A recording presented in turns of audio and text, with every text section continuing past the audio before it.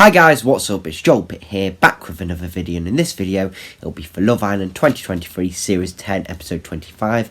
I'll leave a link down below to Episode 24, of course going to be spoilers. So without further ado, let's get on with it. So, Mitchell and Katie were talking, basically, about, like, Zach, and, you know, the dates they sort of had, and, like, you know, basically, he was saying, you know, the chat was dry. But I don't think Zach actually said that, and then he just said, keep your options open and all. Whitney told the girls about the chat she had with Zach. And then Katie and Zach chatted, sort of like awkward it might have been. Jess was sleeping alone. Leah Montel spooned, Tyreek and Ella spooned, and then Scott and Catherine kissed, as well as Zach and Katie kissing under the covers. Jess was talking to Sammy. Talking about Sammy to the girls. Catherine and Scott were talking both to the boys and girls, how they're getting on, sort of thing. Mitchell got pulled by Zach, basically, you know, with the whole situation, like, did you say this to Katie and all this?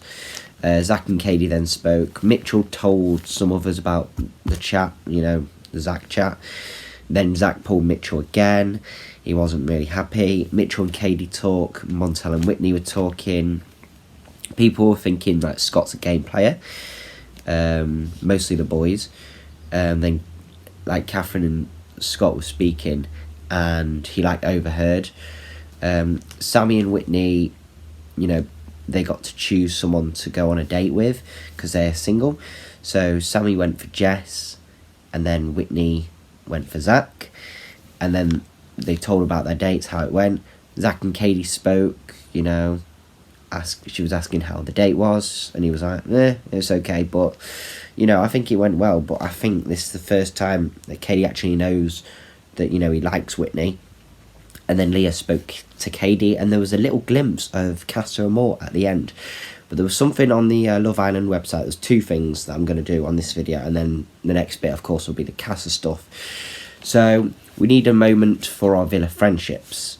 It's not just the couples that are giving us feels this year's. Villa's friendships are absolute goals. Mehdi and Mal's sudden departure from the Villa saw the remaining islanders come together in the cutest ways to support newly single Sammy and Whitney. The remaining girls headed out into the garden for a sofa huddle. As Whitney said, I never thought it would have been Mehdi getting dumped. That's so savage. Ella agreed, responding, Mehdi didn't even cross my mind. Whitney looked pensive, and Catherine was next to offer some words of comfort. At least the last moments spent with Mehdi were positive moments. You left an impact on him, and he definitely left one on you, she told her bestie. Across the garden, the boys offered their own style of comfort to a deflated Sammy, who was coupled up with Mal after being separated from Jess. Trust the process with this one, you're chilling in it, Zach told him. To which Tyreek added, it's all part of the journey, bro. Everyone has one. Everyone's journey is different. Appreciate it, boys, replied Sammy, adding, it's frustrating. Back with the girls, Whitney was fighting back the tears, and Jess was the one to make sure she felt safe to let her emotions show. Babe, said Jess, as all the girls sat together, all I'm going to say is, let it out, because I can see you really holding it in. The girls came through and held on to Whitney as the tears spilled over. It's okay to let it out, assured Jess.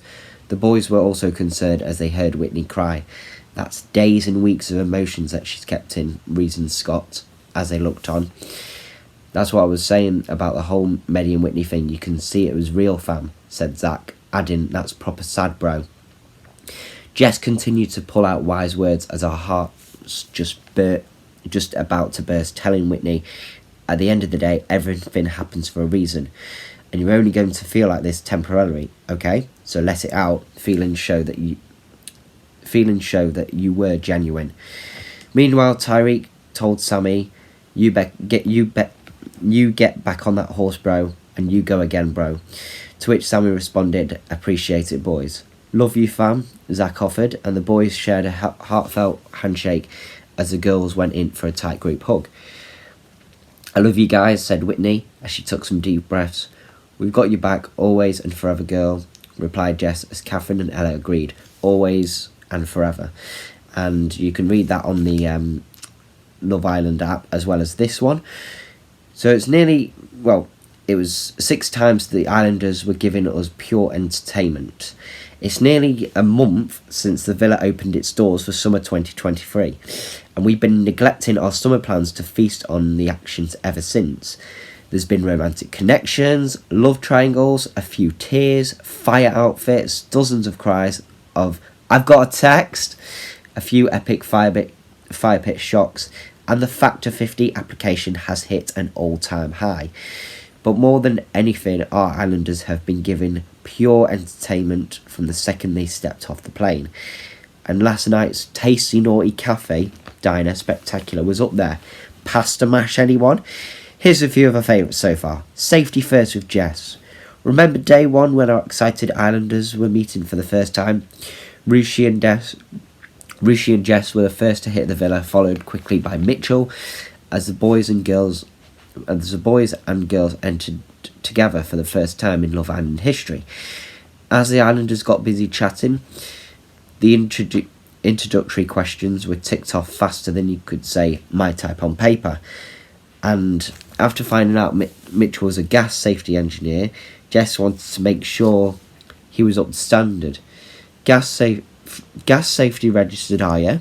She quipped instantly, to which he replied, "Of course." "Ah, so good to be back." George's magical levitating abilities.